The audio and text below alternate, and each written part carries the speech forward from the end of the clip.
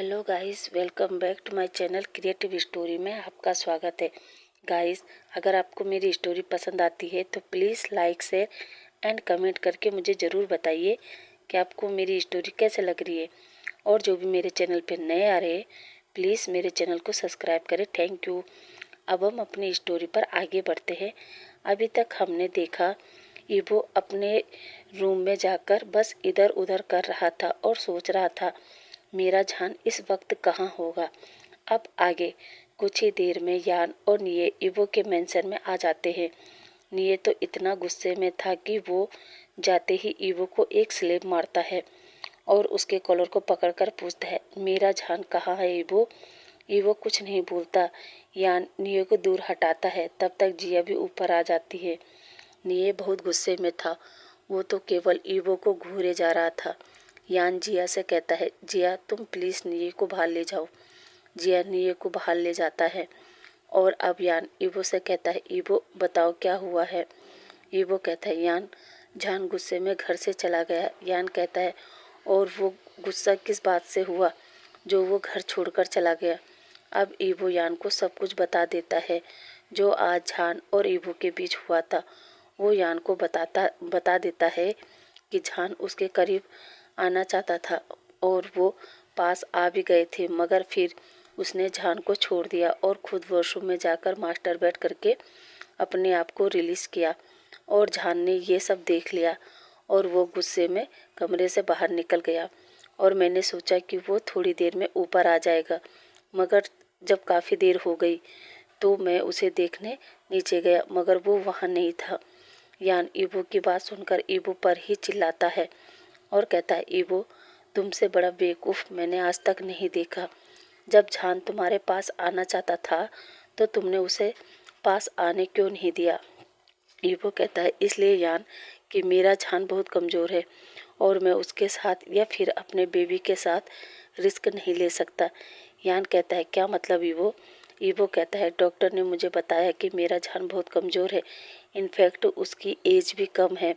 अभी वो बेबी को कैरी नहीं कर सकता, मगर फिर भी उसने बेबी को कैरी किया है।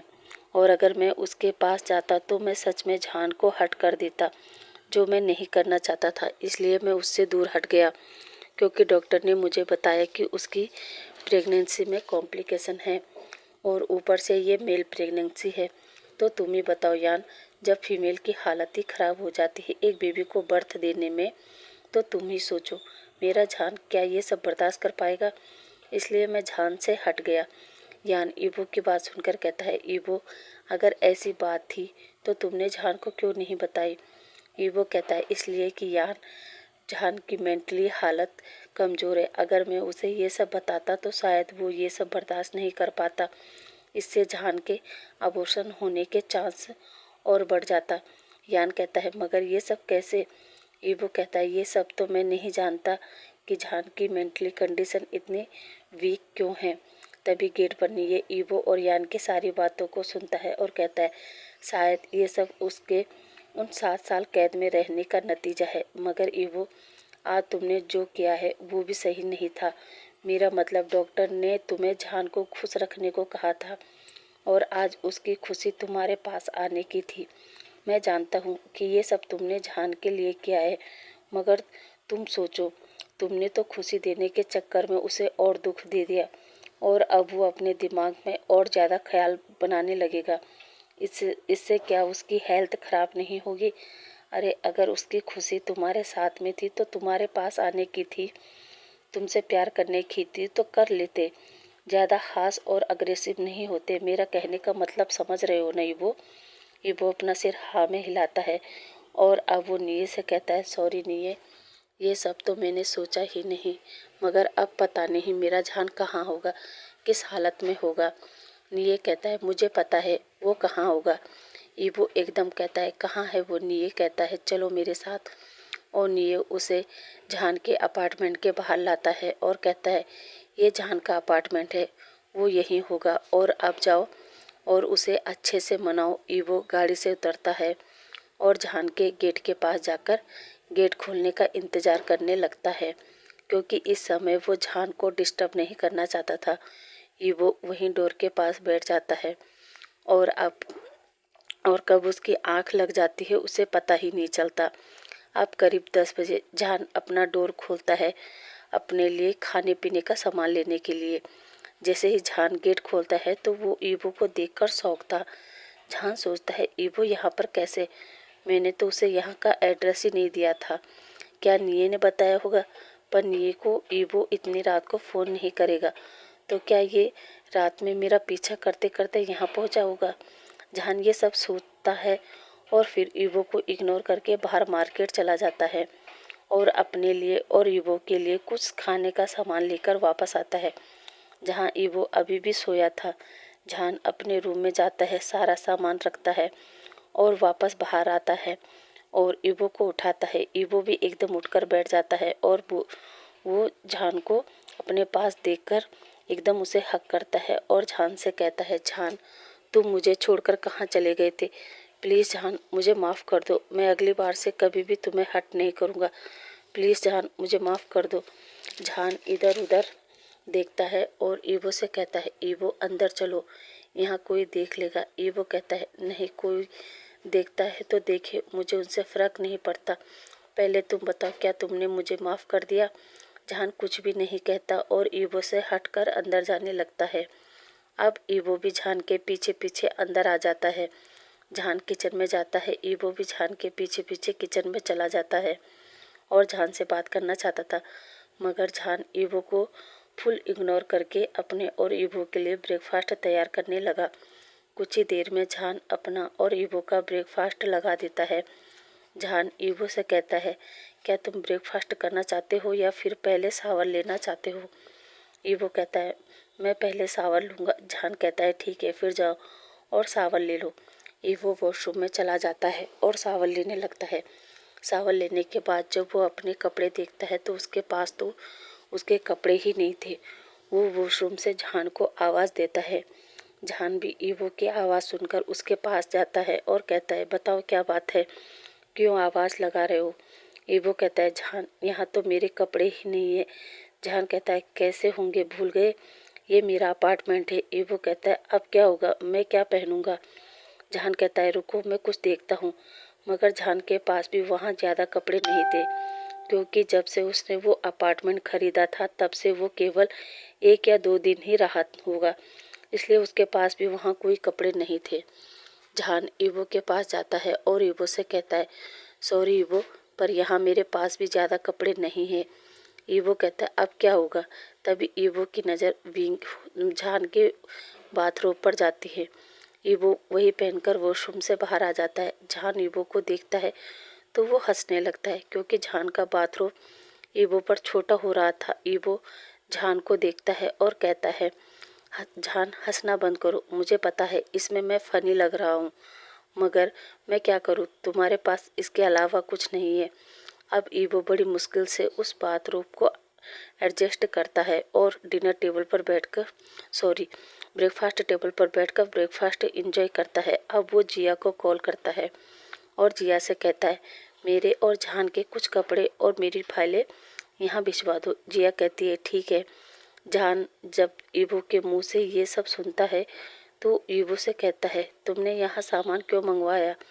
ईवो कहता है, जहान तुम तो नाराज़ होकर यहाँ आ गए बिना अपना सामान और ज़रूरी चीज़ें लिए बिना ही, और अब जहान जहाँ रहेगा उसका ईवो भी तो वहीं रहेगा ना, इसलिए जब तक तुम्हारा मन करे यहाँ रहने का रहो, और जहाँ तुम वहाँ मैं, इसलिए मैंने हम दोनों के कपड़े मंगवा दिए।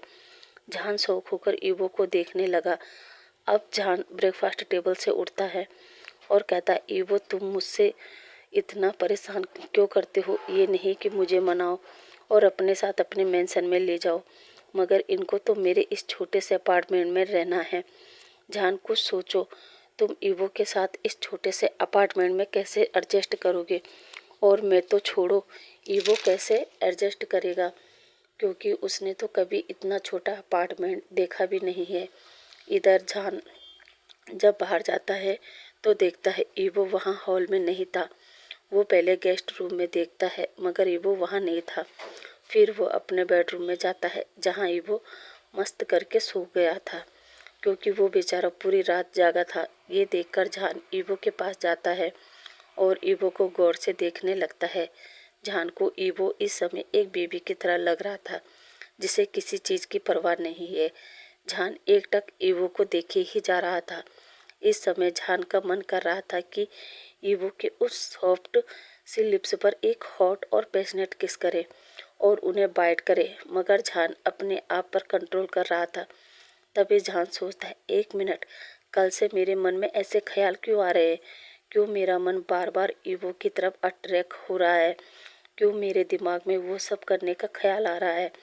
आज से पहले तो कभी भी मेरे मन में ऐसे वैसे विचार आए नहीं, फिर क्यों अब मेरे मन में ईवो के प्रति वो सब ख्याल आ रहे? क्या मैं ईवो से इतना अटैच हो गया हूँ कि मैं खुद उससे अपने से प्यार करने को मजबूर कर रहा हूँ? फिर मन में कहता है, जान जान क्या हो गया है तुम्हें? तेरे दिमाग में ईवो की निकेट बॉडी, उसका प्राइवेट पार्ट, उसकी लस्ट से भरी वो निगाहें, ये सब क्यों आ रहा है? और ये सब सोचते सोचते जान बाहर जाने वाला था, मगर फिर एक नज़र वो ईवो को देखता है और कहता है, उसके लिप्स पर एक छोटा सा किस तो कर ही सकता हूँ। और जान अपना फेस ईवो के फेस के सामने ले जाता है और उसे किस करने ही वाला था, तभी ईवो अपनी आंखें खोल लेता है और दोनों की नज़रें आपस में टकरा जाती है।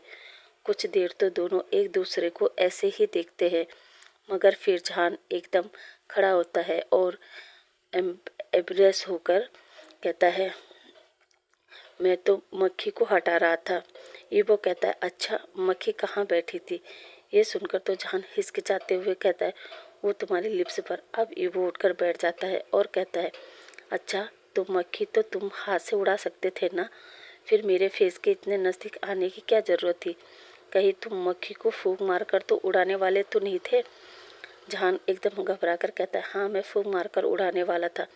इतना कहकर वो जाने लगता है, पर ईवो उसका हाथ पकड़कर अपने ऊपर खींच लेता है और जहान से कहता है, रुको जहान, कहाँ जा रहे हो? मक्खी तो उड़ा दो।